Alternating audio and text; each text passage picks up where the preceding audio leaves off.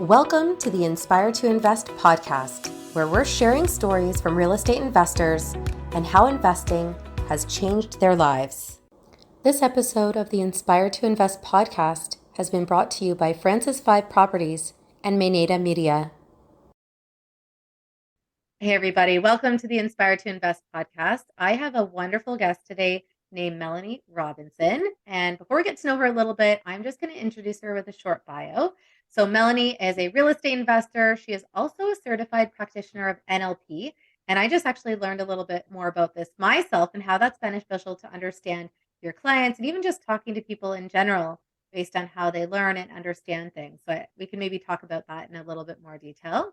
But she also, in addition to real estate, has decades of experience with executive coaching, and her mission is to empower real estate investors to take control of their businesses and start living the life that they've always dreamed of. I'm sure that everyone wants to be living a life that they love. And Melanie also has experience with flipping, new builds, BRRRRs, turnkey property, short-term rentals, student rentals, and investing from afar. She has over 90 doors in her portfolio since 2016, so that's very impressive. And she's acquired 80 of those in just the last year and a half. So you have to share your secrets on how you did that. And it's interesting to think that this has all been in partnership with others. So I do love that this has been collaborative for you and you've been able to grow and scale just by having those relationships with people. Melanie loves supporting investors with mindset and the mindset that's actually needed to overcome their business struggles and turn their dreams into reality. She's passionate. She has a huge heart. And she's on a mission to help other investors achieve their goals while still enjoying the journey. So without further ado, welcome, Melanie. Thank you so much. Wow, that was really good. Thank you. That summarized me nicely. Yeah, well, I think, I'd been following you for a while before we actually had the chance to get to know each other in the last year. And I can definitely vouch for, putting that mindset in with people. But you mentioned the coaching in your bio. So maybe you can take us back to before real estate was a part of your life and what you're kind of doing before you had this catalyst to move you into this career path. Sure. So we have a family business. My mom actually certifies people, trains people in NLP. So I was really lucky in my early 20s to get exposed to neurolinguistic programming is what it is. And it just became sort of a part of how I did life.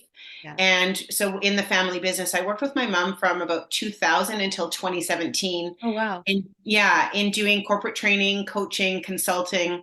We actually had two companies, one that focused very corporate on helping executives achieve success.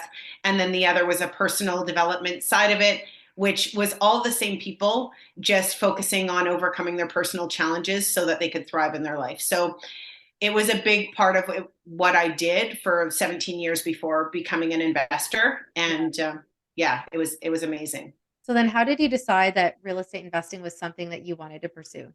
It's a very funny question. My husband, it was fully my husband. I had no interest in real estate investing at all.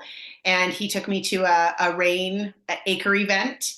Okay. And so we started investing because he's very handy, he had the passion and he had the skill. Yeah. So we dove in and did like flips mostly flips in the beginning. One renovation project that we kept, a BRRRR, which we might dive into a little bit later. But so it was all him, and I was kind of just following along, doing what needed to be done to make that happen. Yeah. But truthfully, I actually didn't like it at all when we were doing it at all.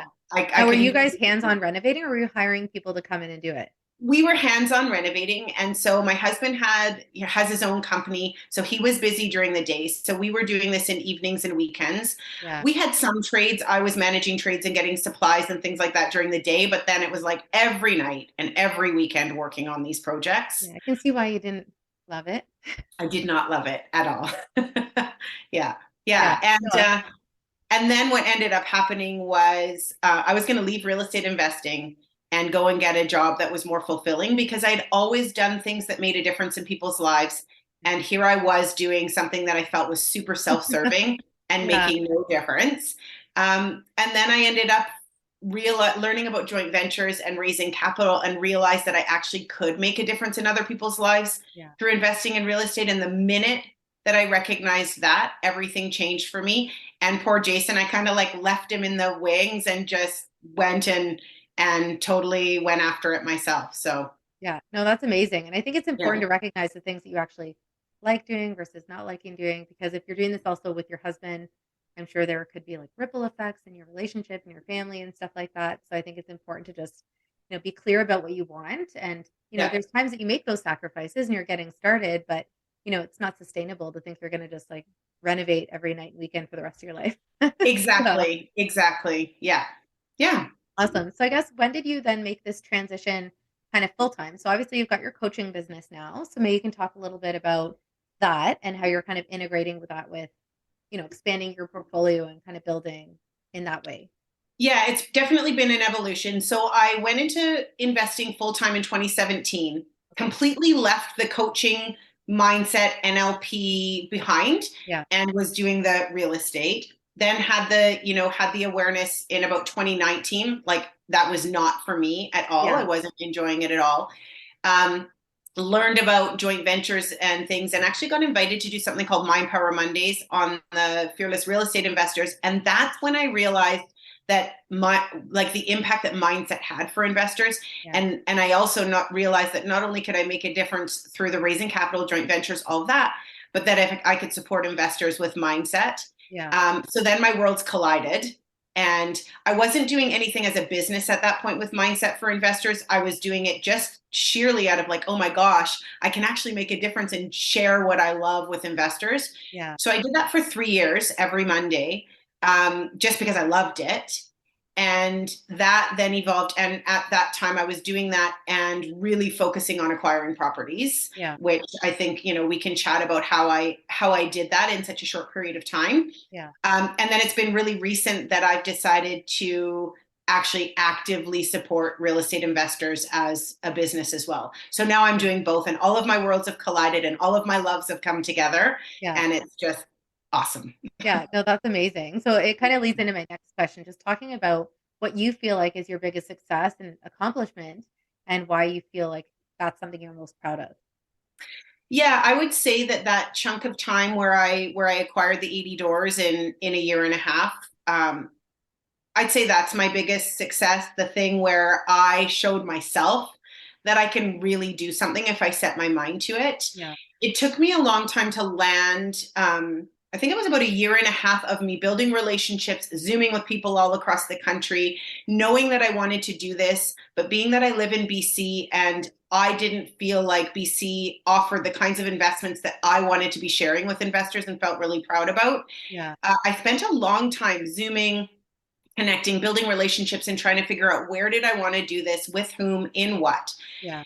That was mentally challenging because you see people sailing by you, creating all the success while I'm Yeah. working nonstop, but not having measurable results. Yeah. And it's competitive And because people are often like, I have 100 doors, I have 300 doors. yeah, and People it with can notches on their belt. So you can feel you can overwhelmed. feel discouraged for sure, and there's times wondering like, am I actually going to be able to do this? Is this really going to work out? And Yeah. so there was a lot of challenges in that year and a half when I was trying to figure out how I was going to do this. But Yeah.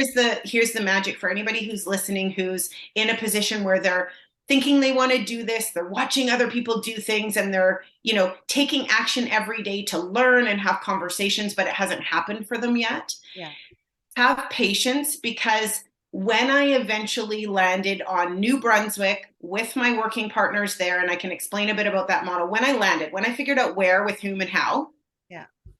we just nailed it. Like we put our heads down, we focused, we didn't pay attention to anything else. You could have Yeah. dangled any carrot in front of me, and if it didn't fit the criteria that I was, doing in New Brunswick, I wasn't looking at it. Yeah. And that's how we got 80 doors in a year and a half, because Yeah. we were laser focused. Yeah. Now, are these the kind of properties that you're renovating and forcing appreciation, or are they just turnkey?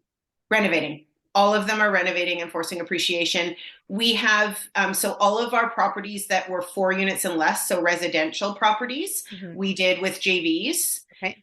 with joint venture partners. And then anything that was 5-unit and larger, we raised capital for. So we bought them in our corp and then raised capital for the down payment and renovations. And we're in the midst of, we've refinanced some of them. We're in the process of refinancing others, but it looks like, knock on wood, it looks like we're going to be able to pull off the perfect BRRRR in all of them when we complete. So I guess that leads into a question regarding lessons. So of, your whole real estate investing background, what would you say has been, one or two of your biggest lessons? And if you could go back and change maybe how you handled it to maybe minimize the impact, like what would you have done differently? Yeah, so I had a project that I just actually completed, within this last month, which was a fourplex build on Vancouver Island in Nanaimo here in BC. Yeah. And I started that project before I knew all that I know now. And it ended up being a 5-year journey of a lot of different lessons. Long time for four doors. Right? Yes, 4 doors that you end up selling at a loss. It's a lot. But anyhow, I would say the biggest lesson in that for me was in choosing my builder. Yeah. So I learned that I did not ask the right questions of my builder. I got references. I went on site. I walked, projects that he had done. Yeah. I thought I had asked the right questions, but I did not ask the right questions. And so I would say that's my biggest lesson. And, what I would have done differently would have absolutely been to ask him if he had ever built a fourplex before. Yeah. Or anything even similar to that, like a 6-plex or an 8-plex. But sometimes you don't know what you don't know, right? And I've even found that in some of my circumstance, whether you're hiring someone or choosing to work with them, there's certain things you think back and you're like, I could have pre-qualified this a little bit better. And you kind of have those speculative situations like, well, how would you feel about this? Or how would you handle that? And, I think it's always better to have too much knowledge than not enough. But I've definitely had those exact same things where I'm like, why didn't I ask this? It would have led me down this path, right? It's like one question could have changed everything. Yeah. And because in my mind, because it was a residential property, not a commercial property, yeah. I didn't need him to know how to do a multi-unit. To me, I thought it was a building with 4 kitchens, not 1. I just did not understand the difference, nor did he. So anyhow, so definitely I would have done that different. Yeah. And I will do that different moving forward every single project that I work on. So, yeah, well, you win or you learn, right? Exactly. Yeah. So I guess with that being said, we're just going to take a really brief break for a word from our sponsors. Introducing Francis 5 Properties. Hello, everyone. I hope everyone's doing great. My name is Leo Francis, and this is Jacqueline Francis. Together, we are called LJ Francis from Francis 5 Properties. We are real estate investors, business owners, and entrepreneurs. Some of the real estate investing strategies that we're involved in are multifamily value add. We're involved with replication rentals. And now we're also doing a small development. So if you'd like to learn more or get involved with any of our projects, please reach out to us. We would love to share what's going on.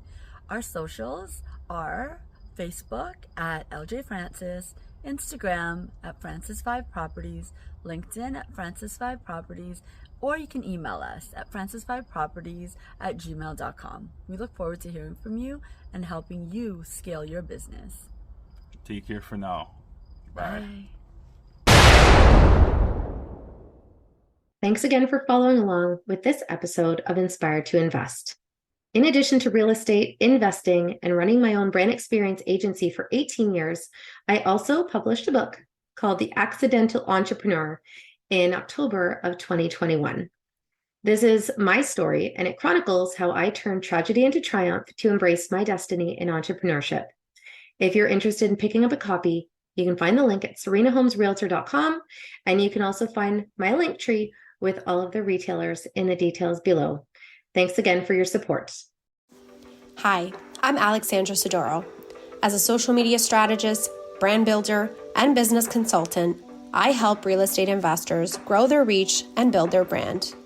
In today's digital age, having an online presence is critical for the success in the real estate industry. If you're looking to grow and elevate your brand, visit www.mainatamedia.com to book your free discovery call. Let's work together and take your brand to new heights. Hey everybody, welcome back to Inspired to Invest. We have Melanie Robinson here, and she's sharing her wealth of knowledge with us, everything from, building a fourplex and her coaching business. So she's got so much to offer. Now, I guess going back to, again, those learning experiences, we talked about some of your lessons with, building that fourplex. Would you say that that's the biggest obstacle that you've faced so far, or is there something else that comes to mind?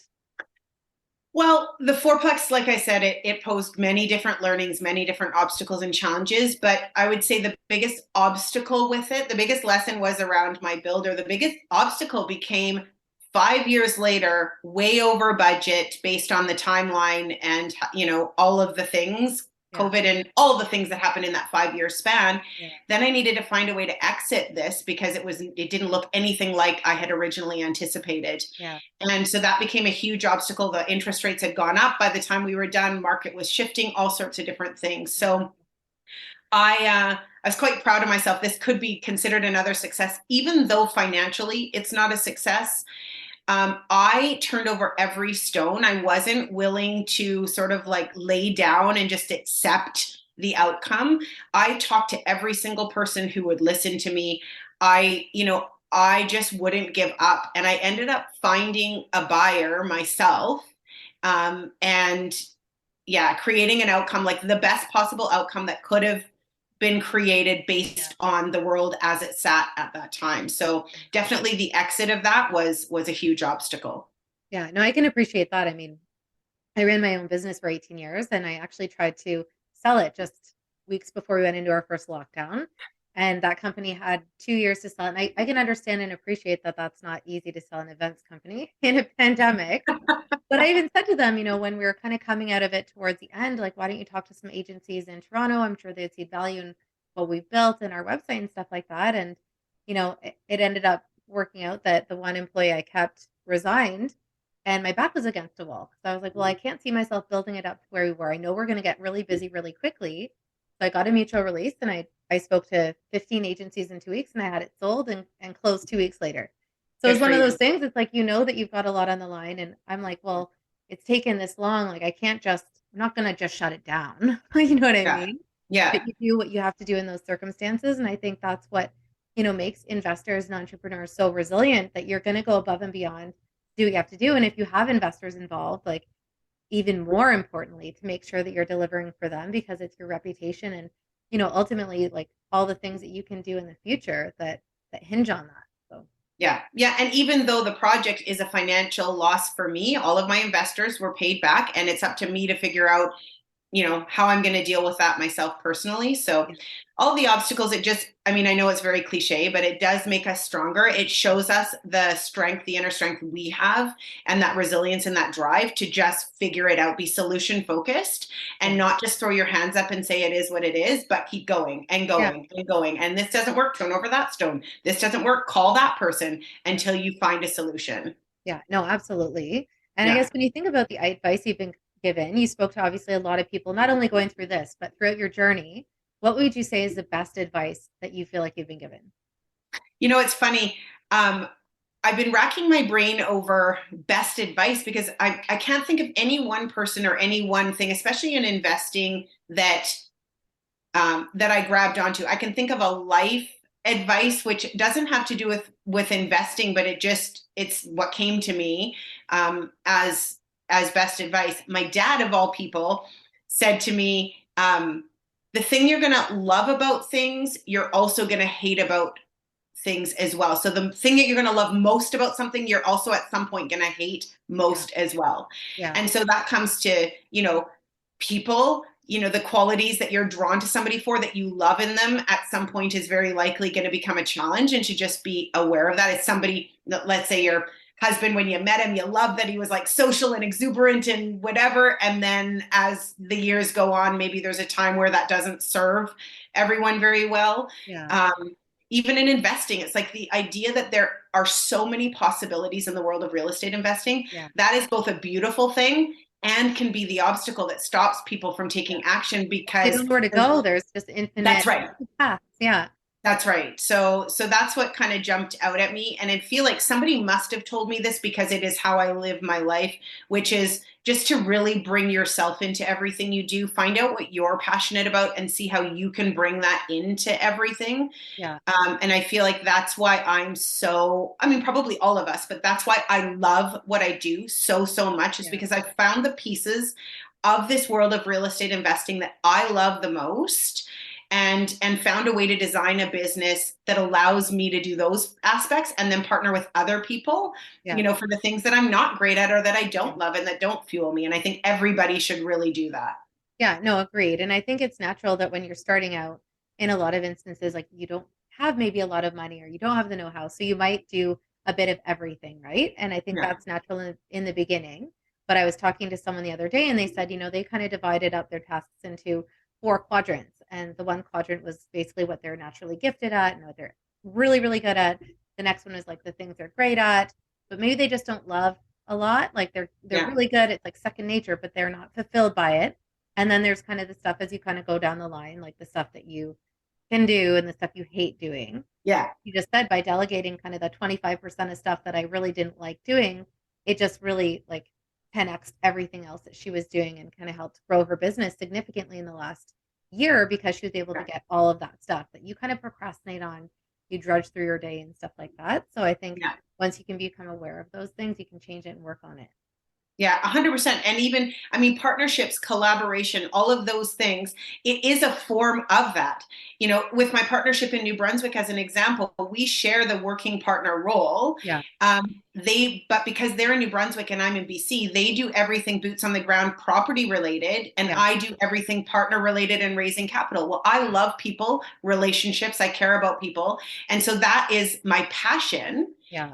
They don't love that piece of it. They love to be in there, doing the things, and they can't be, they can't be treating investors with the care that they deserve if they're on site doing what they're doing. So it's merging your gifts and what you love to do. And then, everybody wins, really. Yeah, no, for sure. Now, obviously you've got all this different experience. If there's anything that you could go back and tell yourself, like go back to the beginning, is there anything that you would, like pearls of wisdom you wish you could have passed along to yourself? Yeah, I mean, I think what I would have loved to have known all the way along is that everything that I was doing was leading me to this moment in time. Because there were times where I was doing things that I didn't necessarily love, and I didn't know why I was doing them, or I felt unfulfilled, or I was doing things that I was completely passionate about, but they weren't creating the revenue that I wanted them to create, or, just all those different pieces. And now I look at where I am right now, in that I'm doing mindset coaching for investors. I'm making a huge difference that way. I'm helping people grow their money. Like every single thing that I have done, and it's true for all of us, but it's like, if only you could get that at the times when you're doing the things where it doesn't feel like you're on track, to trust that you're actually totally on track, and it's all going to land you to this moment in time when you're going to go, wow, like here I am, I've arrived. That's what I wish I had known back then, because when I look at it from this vantage point, everything, even a divorce. I mean, I went through a really, really challenging divorce, and my daughters were 9 months old and 2.5. At that time, I really did not think that, you could be where you are today. Yeah. And now I look and I go, if I hadn't met Jason, and I would have never been in, like, just the whole ripple effect to where I am right now. Everything that we're doing leads us to this point in time. Yeah.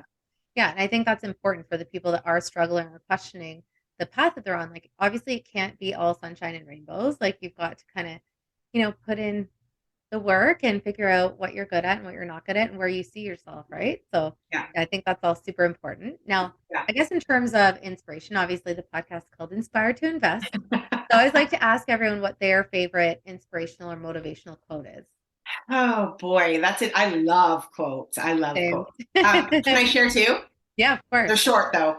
Yeah, no problem. So one of them that isn't necessarily about investing, but it's about life, and I feel like it's so important, and I say it all the time, it's the Buddha quote that is, holding on to anger is like drinking poison and expecting the other person to die. Yeah. So I find that one so powerful in releasing ourselves, like not holding on to things, because when we hold on to things, it stops us from thriving. Yeah. Like, it's not hurting the person who did the thing that we're angry at. It's only hurting ourselves. And when we are, angry and upset, we cannot go out and do the things that we want to do to create the life we want. So I love that quote. And then whether you think you can or you think you can't, you're right, by Henry Ford. I mean, we aren't going to go after, if we don't believe it's possible, we aren't even going to reach for it. We're not going to take the steps. It's just so important to get a hold of your mindset in a way that's going to support you in creating the life you want. Yeah. No, so and I would important. agree 100%. I mean, that's really one of the reasons that I wanted to start this podcast, to hear from investors, to show that, they're just everyday regular people Yeah. and they took a chance. And I feel like oftentimes people have those limiting beliefs. Like, even when I talk to people sometimes, like, they seem like they want to make a change, they're interested, but then they'll never pick up the phone or take that step, even just to learn or hear about it, Yeah. And I think I'm always surprised by that. But ideally, by sharing these stories, it'll give people that little nudge that they need, or the confidence they need to maybe shift their perspective and take that step. Yeah, I think it's a beautiful thing, because I do think there's so many limiting beliefs around, people that are thinking they want to become a real estate investor. I mean, one of the huge ones is thinking you need to have money, you need to be wealthy in order to do this, that it's for the rich people. Those 80 doors, not $1 of my own money. Yeah. Not $1. Yeah. And that's not some slimy thing. That is creating win-wins for everybody. It's like, Yeah. some people want to invest and they have money, but they don't have time and expertise. Other people have time. You merge, you bring the qualities and the skill set that you have. Yeah. Anybody can make this happen. Anybody can. Yeah. And I think that's one thing I was surprised by. Like, I used to hear about people that had capital companies, for example. And there was even one guy I met with, kind of weird, because he had like axe throwing companies and then he had a capital business. And now I'm like, I can see all the connections between those capital businesses and the developers. Like, they're totally interconnected. But at that time, which was probably 10 years ago, I didn't draw that conclusion. And I'm like, well, obviously, like, developers don't just have like $1 billion sitting around. That's right. Maybe eventually, but in the beginning, like, no, they have to raise money to do these giant projects, right? Like, Yeah. it's just like, in most instances, I would think, like, just start that way, right? So Yeah, and I'm sure people look in on me and think, my husband and I have all this money because we're investing in real estate. No, that isn't how it works. How it works is you collaborate with other people and everybody comes together to create this amazing end result. Yeah. Yeah, no, and I think that's important. So for anyone that's interested in learning more about either your coaching program or how you got started, how can everyone find you?